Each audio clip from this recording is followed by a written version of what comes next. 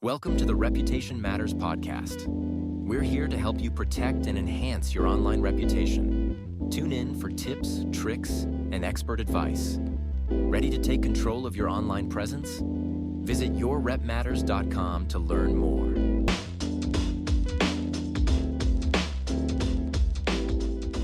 All right, everyone, get ready for this because today we're really going deep. We're tackling online reputation management.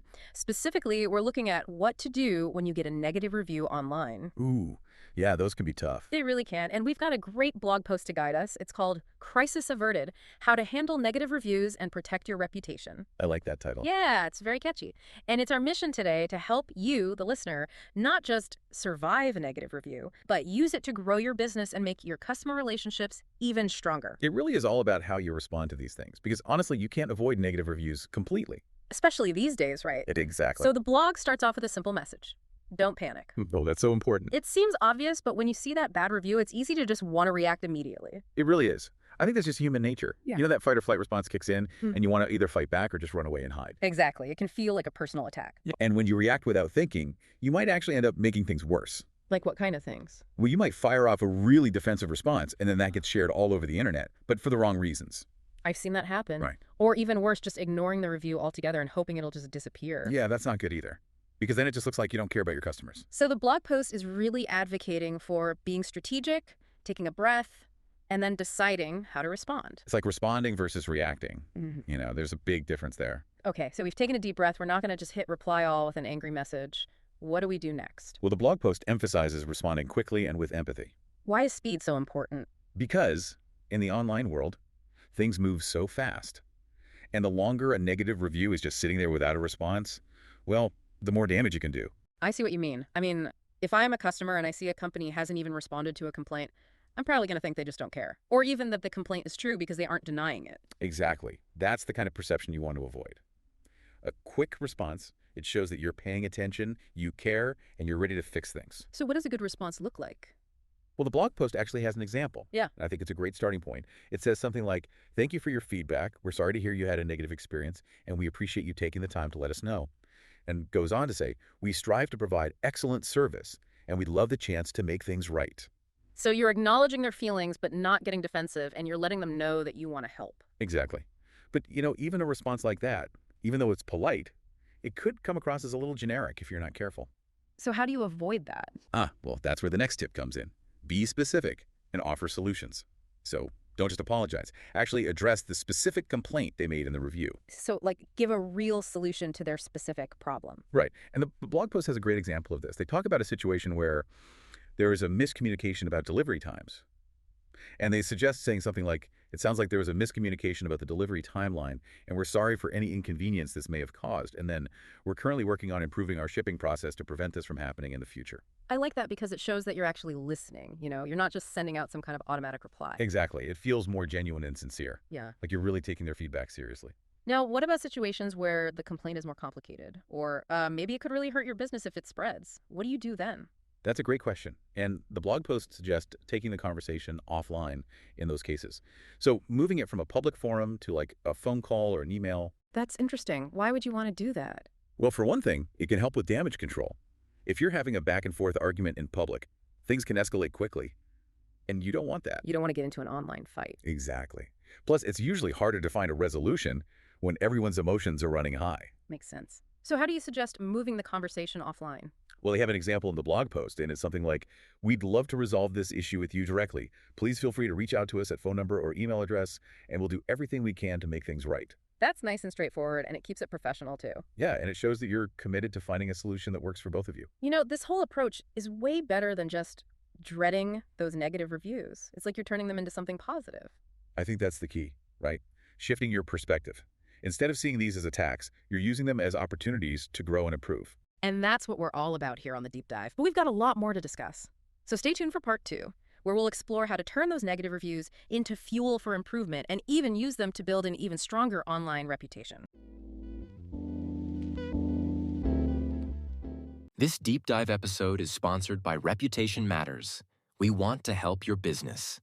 Visit our website, yourrepmatters.com, for more information. Welcome back. We're really getting into the nitty-gritty now of how to not just handle negative reviews, but use them to your advantage. It's like turning lemons into lemonade, right? Exactly. It's all about changing how you think about them and realizing that even negative feedback can be valuable. The blog post calls them a gold mine of insights. But I have to admit, when I first read that, I was like, really? Yeah, I get it. It's hard to see the good when you're feeling criticized. It can feel like a personal attack. It's totally natural to get defensive, but if you can kind of step back and look at it objectively, you might be surprised. So how do we actually find those golden insights? Where do we even start? Well, one thing negative reviews can do is show you blind spots in your business. Things you might not even be aware of. Because you're so close to it, right? Right. Maybe it's something small, like a confusing checkout process on your website. Or maybe your return policy isn't clear. But to the customer, it's a big deal. Exactly. And those frustrations have to come out somewhere. They might leave a bad review or complain on social media or even just stop doing business with you without saying anything. And that's the worst case scenario. Right. The blog post says it really well. It says, negative reviews often highlight areas for improvement that you may not have noticed before. So it's almost like having a free consultant, but not as fun. But it's not enough to just identify the problem. You have to actually do something about it, right? Absolutely. So you start by really taking the feedback seriously. Even if the person is angry, try to look past the emotion and see what the real issue is. Don't just dismiss them because they're upset. Right. And once you know what the issue is, you can start brainstorming solutions. Maybe talk to your team or even reach out to the customer directly to get more info. That's a good idea. Get their perspective. Yeah, the blog actually gives an example about this. It talks about a restaurant where someone left a negative review about a long wait time. Oh, I hate waiting at restaurants. Me too. But instead of getting defensive, the owner actually talked to the customer. And they learned that it wasn't just about the wait time itself. It was more that the customer felt left in the dark. They didn't know how long they were going to be waiting. Communication is key. Right. So the owner started giving customers a better estimate of the wait time and kept them updated. So it was a simple change, but it made a big difference. Huge. And it showed the customers and everyone else reading the reviews that they were serious about making things better. Okay, so we talked about embracing negative feedback and using it to improve. But the blog also says we need to be proactive about getting positive reviews too. Why is that? Think of it like this. If you have 10 great reviews and one bad one, that one bad one isn't going to stand out as much. It's like when you look at those online reviews for a restaurant, and there's a couple of 1-star reviews, but most of them are 4 or 5-star. Exactly. You're more likely to trust the overall positive consensus. So the more positive reviews you have, the less impact the negative ones will have. And it shows people that you're a business that really cares about customer satisfaction. But how do you get those positive reviews in the first place? People don't always think to leave them, especially if they're happy. Yeah, right. Sometimes you need to nudge them a little. Like you could send a follow-up email after someone makes a purchase with a link to your review page. Or just ask them in person. Yeah, just remind them. It doesn't have to be pushy. Just say, hey, if you had a good experience, we'd love it if you leave us a review. Okay, so we've got embracing negative feedback, encouraging positive reviews. Is there anything else we need to know about online reputation management? There is one more really important piece.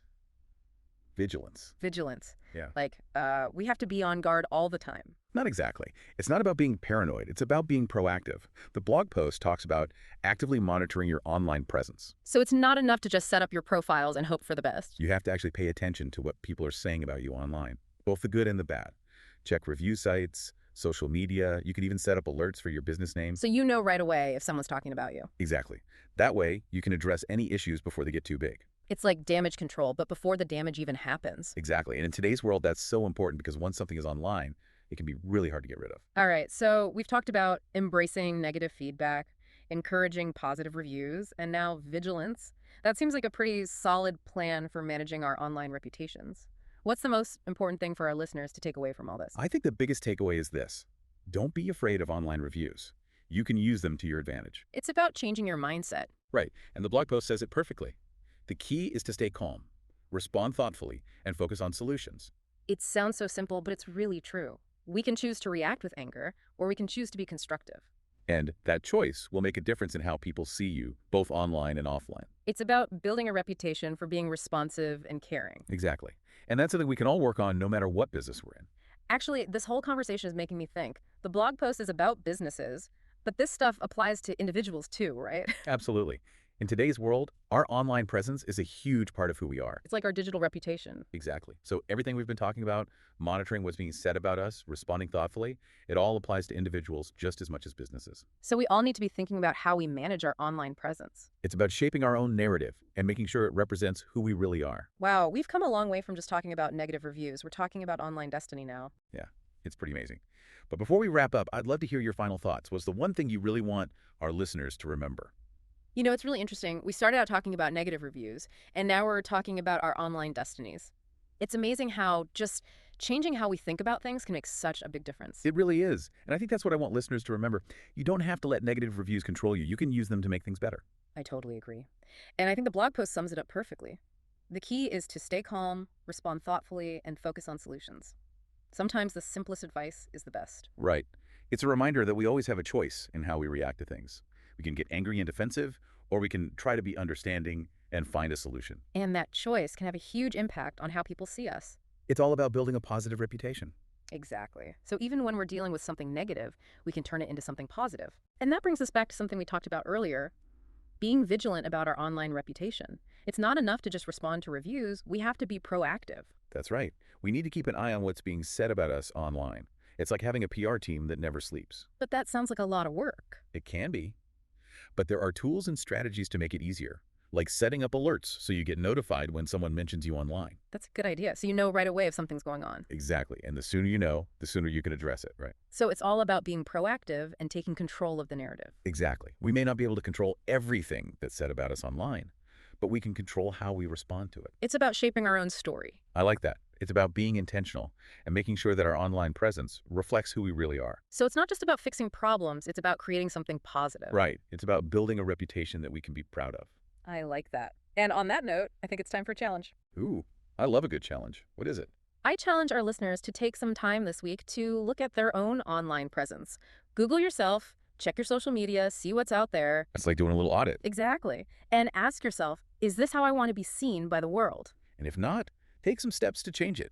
Update your profiles, respond to messages, be more mindful of what you share. You have the power to control your online story. That's such a great point. It's Yeah. not about being perfect. It's about being authentic and intentional. And that's what online reputation management is all about. Well said. And on that note, I think we're ready to wrap up this deep dive. Thanks for joining us, everyone. It's been a fascinating conversation. And remember, negative reviews don't have to be scary. They can actually help us grow and improve. So embrace the feedback, stay vigilant, and shape your online destiny. Until next time. Thank you for tuning in. Check back next week for our latest episode or visit our website, yourrepmatters.com, to take control of your online reputation. After all, reputation matters.